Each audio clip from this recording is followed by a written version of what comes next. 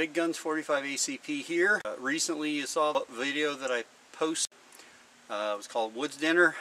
This is a follow-up to that, which is actually going to be a content dump on what I normally carry in that box, or I should say in that bag, in addition to specialty items that I had in the bag that particular day for the Woods Dinner. Alright? When I come back, we'll reset the camera and we'll take a look at what I have in the bag. Alright, we're going to start with the bag itself. This is a Maxpedition Jumbo Versipack. Starting on the outside, of course a couple of appropriate motivational patches there. I've got a fleece shirt hooked to the bottom, give me a little extra warmth if I need it.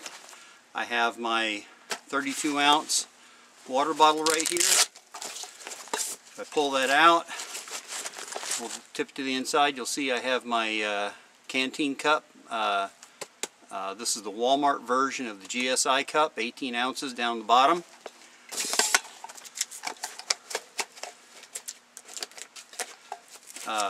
Coming around here, you'll notice, as I mentioned in the cook video, the knife that I carried out there and used was my Cold Steel Raja 2 in the custom Kydex sheath that I did make for it. Hooks nicely to the shoulder strap here, withdraws easily, opens up, and there's a ton of reviews of these online, but you'll notice a nice 6-inch long folder based somewhat on the Gurkha kukri and or the bolo type knives. Very stout, very thick, about 3/16 inch thick at the spine. Very positive lock, great knife,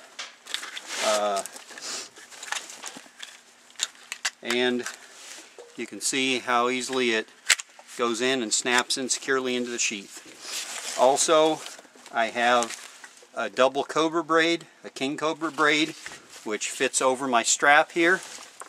It hooks in onto the padded shoulder strap area, and then down below here to keep it from going anywhere, it's clipped into the key ring. Also have a carabiner on the outside, keeping a spare ball cap. Handy and ready to go. Alright, let's start on the inside. Oh, just another extra boot lace, 550 cord boot lace right here, which is connected to Grimlock. Also on the outside, I've got a 55-gallon drum liner, useful for all kinds of things, and my knife and fork set that were featured in the Woods video. On this top pocket, I have a flashlight and a spare set of batteries. This is just a Streamlight 6P and a spare set of batteries. Something to note, I recommend keeping the 6P butt cap twisted out far enough that it will not activate when you push the button. That way, if any pressure gets on it when it's in your bag, it will not turn on and run your batteries down. Alright, in this front pocket, all I have in there is a set of cotton jersey gloves with some gripper on it, these gripper dots. That just gives me a little bit of warmth if it's cold out for a little while, and a good grippy surface if I have to handle hot pans, pots, whatever while I'm cooking, you know, rocks or whatever. I can pick it up with these and not burn my hands. I usually also have a set of contractor style leather gloves with me as well. We'll go ahead and lay all this stuff out as I go along. We'll set the water bottle down. I'm going to leave the we'll see if I can get the canteen cup out. It doesn't always come out that easily, but we'll see. kind of got to twist it when I'm getting it to the cans, to the handles there. Alright, pull out the silverware that I mentioned. Pull out the drum liner. Just for purposes of doing so, we'll go ahead and lay out the ball cap here. And the Raja too. Incidentally, the way I have this sheath set up, you notice this extra cord at the bottom. When I have the Raja in there, if for some reason I feel the need that it might possibly slip out, it comes out by the bottom flexing. I can actually untie this extra cord and tie it around the sheath, which will effectively lock the Raja in there, so I'll have to untie that knot or really give it a good yank to get it out. We're going to go ahead and leave the cord on there, but that's about 60 feet of paracord in there. Might even be a little more. On the side pocket here, I have my fire kit. Go through the ingredients of the contents of that. Let's go ahead and pop the fleece off of here. I have that held in place with some Velcro strapping. So there's the fleece. Got my Smith sharpener handy. You pull it out, tighten it back down. You have the flat surface here for sharpening your knives. You have the groove here for sharpening your fish hooks. You have the round surface here for sharpening your serrations. And worst case scenario, it can be turned around this way, and that can become an improvised weapon.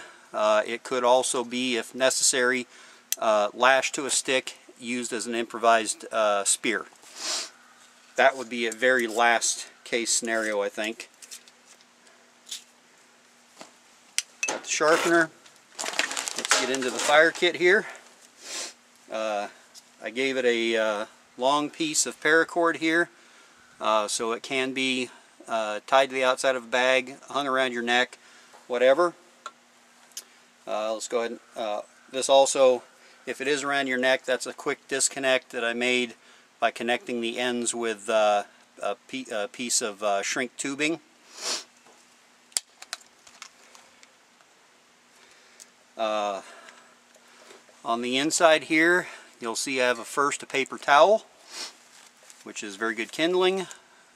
Among other things, jute twine, also in the lid. I have my fire sparker, and this one works by depressing it out. You squeeze it here, top and bottom, and then press it, and you will get a nice shower of sparks off of it. And then when you're done, it collapses back up inside and locks in place. This is from Ultimate Survival Technologies, by the way, the same people that make the full-size blast match. I have a striker that I made. This is made from Kydex, a stainless steel bolt nut, plastic D-ring, and it also, the blade itself, the striker itself, is made from a recycled Sawzall blade. Not necessarily for fire, but there's a little wrap of 1.5 wide or 1 inch wide electrical tape, a small wrap of duct tape. Those are both wrapped around a piece of credit card, and then you can see the two needles I have in there, big upholstery needles. The striker goes along with the Doan magnesium match. That is an actual Doan one, mil-spec, which is actually one of the best magnesium matches out there. And then also, if needed, a mini Bic. That's what comes in the waterproof fire kit. Along with these, I mentioned these I was going to mention these on the other video, but I didn't. These are surgical nail polish removers. I picked them up a while back when I was in the hospital. They use them on women who have nail polish before they go into surgery. They also use them prior to MRIs and that sort of thing, so they don't have any contaminants going into the machines. But I found out too that with a sparking striker, the pad inside of here being synthetic, as well as the chemical that's on it, when you strike a spark to it, it lights up nearly instantly and it burns for about 30 seconds. Let's get into the front compartment here. In here I have just a very quick pocket kit that I can grab for nearly any situation. This kit, I can pull it out of the bag, throw it in my pocket. It's got 2 boxes of matches. It's got a cutter, a razor cutter. It's got 3 packages of MRE toilet paper. It's got a small fishing kit and a wire saw. The fishing wire that I have in there is actually stainless steel braided leader wire. So it's like a 120-pound test. Also can be used as a very effective wire for snares and traps. Roll of first aid tape, which also happens to be synthetic, so it also happens to be flammable. Can be added to your fire if needed as tinder. Once you get a little bit of an ember going or a little bit of a flame, put a little bit of this in there and it'll actually burn real well, in addition to all the other uses for tape.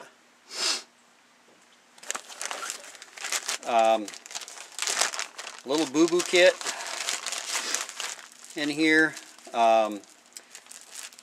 Different assortment of bandages and such. I'm not going to fully tear it down. This is actually for burns. It's a petroleum coated gauze, which also, as we know, can double for making fire. And the foil package can be used for emergency signaling. Just a spare 1-quart bag, good water carrier if needed. This is just a lens cleaning cloth. It's completely lint free. I like having it because I always have glasses with me. Additionally, being a synthetic fabric, it'll burn. Match case with a striker inside. I've got about 1.5 dozen matches in there, and that is another roll of cotton first aid tape that snugly fits around, and there's actually glued to the bottom is another flint striker if needed.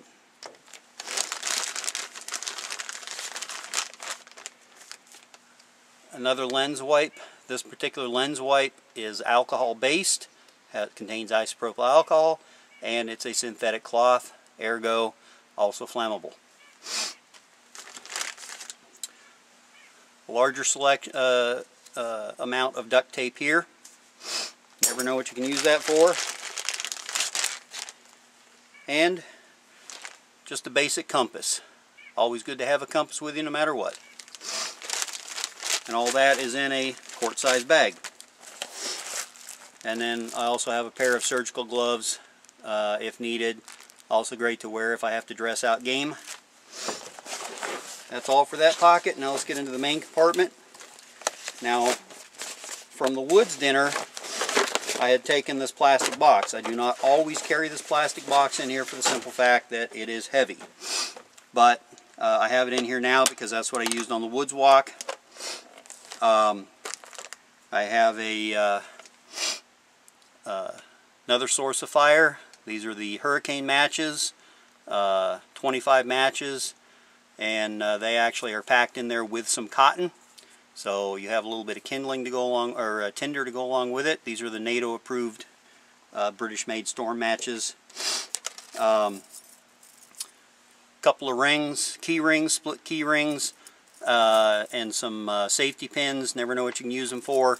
Along with these little clips. I found these clips are handy. They came out of a kit for making key rings, hanging up key rings in a key ring box, industrial key ring box. Those and the split rings together with the leader wire I can make some really good traps. This is just a little snack kit, some mints, a couple granola bars, and some lifesavers. Never know when you need the extra energy. This is a little tin a buddy of mine made for me. That'd be my friend Manny, and that is petroleum soaked cotton. This is the full-size blast match, which I regularly carry as well, which is wrapped in duct tape.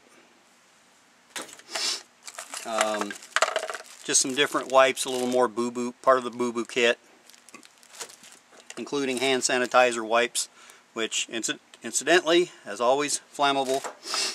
Neosporin. Neosporin, of course, is petroleum based. Ergo flammable. Another extra quart-sized bag. Just a little Schrade pocket knife. You can never have too many cutlery tools. And attached to it is a whistle and a handcuff key.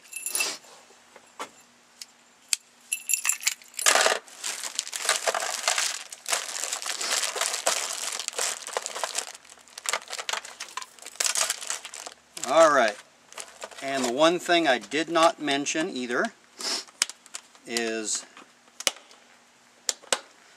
this little belt pouch, which has a little bit of marker tape that, in this tube, and that marker tape can be used for marking your trail. It has, these are gun cleaning, cotton gun cleaning wipes, which are saturated in lubricant, which sealed in here, it won't evaporate, ergo flammable. This tube is empty. I'm actually going to be putting some Tylenol and Benadryl and that sort of thing in there. And then on the back side I have more of those wipes for removing the nail polish remover. That's everything I have in the bag, with the exception of what's in the back compartment, and that would be the ballistic protection, which in this case is a 357 Magnum, which I currently have 38 plus P rounds in, and that would be the Ruger LCR 357.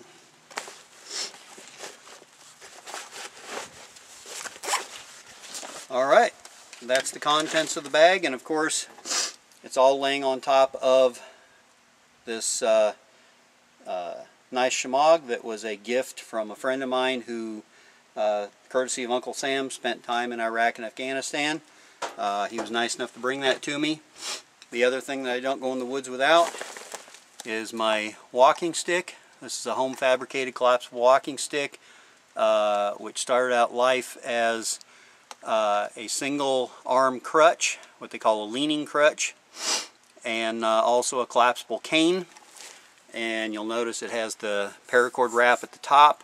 It has a brass knob on top, so it can be used as an impact weapon. On the side it has, also from my friend Manny, this is a signal mirror. Worst case scenario, you could take the rubber off and sharpen it. However, it is chrome plated brass, so it won't hold an edge very long. You'll see these two pieces of tubing which are on the wrist loop. I'll explain those in a minute. You'll also see I have a wrap of duct tape here and a wrap of duct tape there. I have a rubber tip right here which has a stainless steel nut on the end, or bolt rather, and that nut and bolt are there just to give it extra traction. If I remove the rubber end cap, you'll see that little string right there.